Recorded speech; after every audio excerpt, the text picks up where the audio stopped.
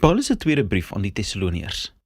So nie lank nadat Paulus 1 Tessalonisense geskryf het nie, het hy 'n verslag oor die Christene in Tessalonika ontvang, dat die probleme wat hy in die eerste brief geadresseer het, nie net nog steeds daar is nie, maar dat hulle nog erger geword het.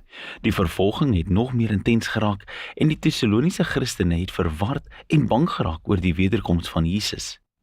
So Paulus het hierdie kort brief gestuur wat ontwerp is in 3 dele, wat die 3 probleme in hierdie kerk aanspreek.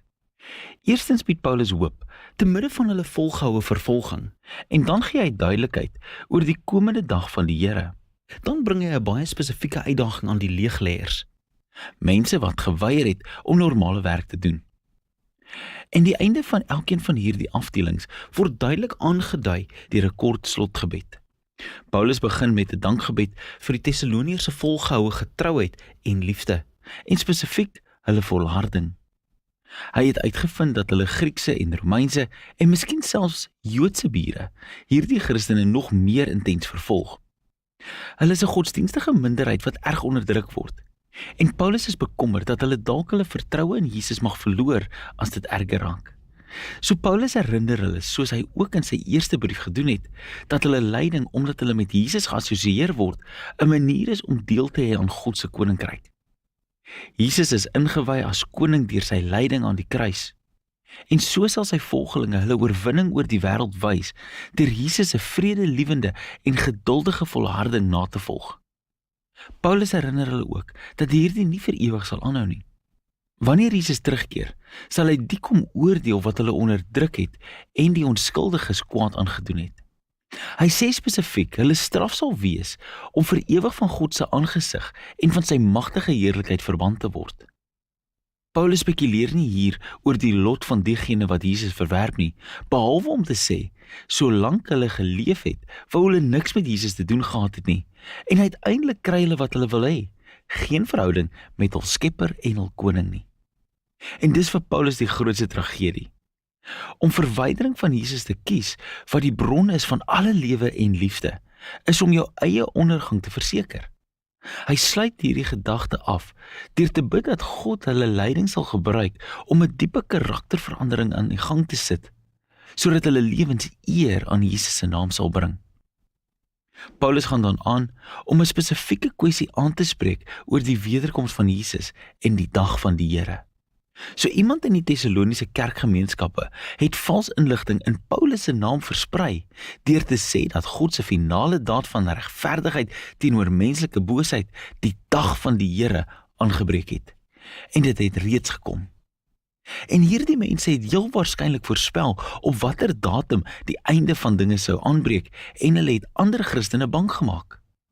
En mens kan sien hoekom. As gevolg van hulle intense vervolging kon hulle maklik val vir iemand wat aanspraak daarop maak dat Jesus reeds soos 'n dief in die nag teruggekom het. Hulle het agtergebly.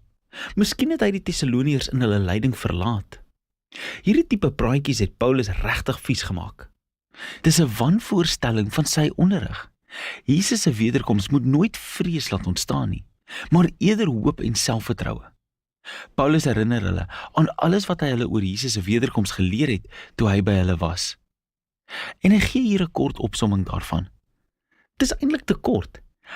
Hierdie paragraaf het baie raaisels en interpretasieprobleme.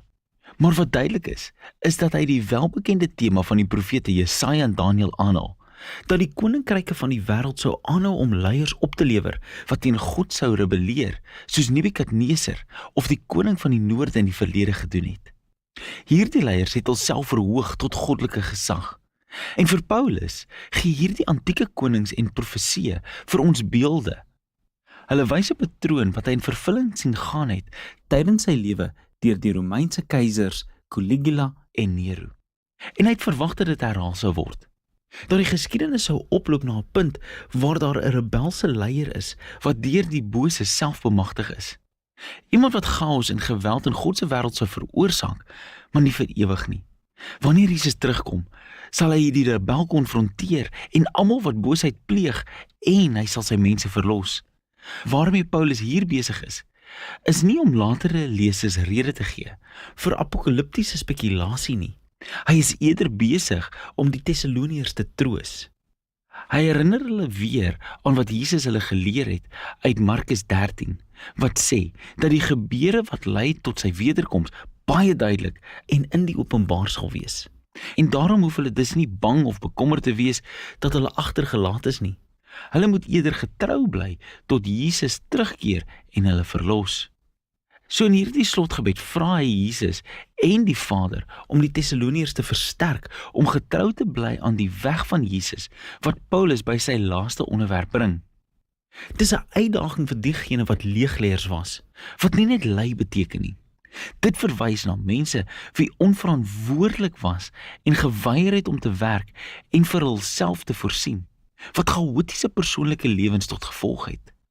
Paulus het eintlik hierdie probleem al in sy eerste brief aangespreek, maar dit lyk asof dit erger geword het. Ons is nie seker waarom sommige mense in hierdie kerk geweier het om te werk nie. Dis moontlik dat hierdie probleem aan die vorige verbind is. Miskien het sommige mense gedink dat Jesus binnekort sou terugkeer en het daarom hulle werke gelos en van normale lewe onttrek. Maar dit is meer waarskynlik dat Paulus 'n probleem aanspreek wat te maak het met die praktyk in die Romeinse kultuur wat begunstiging genoem word. Jy sou arme mense kry wat in stede gewoon het en hulle sou kliënte raak of soos persoonlike assistente vir ryk mense. En hulle sou lewe van hulle vrygewigheid, maar daar was baie versteekte voorwaardes daarbey betrokke, wat soms kliënte betrek het by hulle beskermheer se moreel korrupte leefstyl, om nie te praat van die onvoorspelbare inkomste nie. So dit lyk of dit is waarna Paulus verwys as hy sê, hierdie mense lewe 'n wanordelike lewe. Hulle werk nie en bemoei hulle met ander se sake. So Paulus herinner hulle aan die voorbeelde wat hy vir hulle gestel het toe hy nog by hulle was. Hy het hulle nie geld gevra nie. Hy het handearbeid verrig sodat hy vir homself kon voorsien en die Tessaloniërs gratis kon bedien. Hy sê dis die ideaal. 'n Volgeling van Jesus moet Jesus se selfopofferende liefde naboots deur hard te werk, sodat hulle in hulle eie behoeftes kan voorsien en dat hulle lewens tot voordeel van ander kan wees. Hy eindig met die laaste gebed dat te midde van al hierdie verwarring en swaar kry, dat God aan hulle vrede sal gee deur die Here Jesus die Messias. Hierdie kort brief aan die Tessaloniërs help ons om te sien dat die vroeë Christelike geloof in Jesus se wederkoms en die hoop op die laaste oordeel, hierdie idees was nie bedoel om spekulasie vir apokaliptiese tydlyne te vorm nie. Hierdie geloof het hoop gebring. Dit het getrouheid en toewyding aan Jesus geïnspireer, veral vir vervolgde Christene wat gewelddadige teenkanting moes verduur. En so, vir generasies van Christene wat later gekom het, of hulle nou vervolg word of nie, herinner hierdie brief ons dat dit waarvoor jy hoop, dit vorm waarvoor jy lewe. En dit is waaroor 2 Tessalonisense gaan.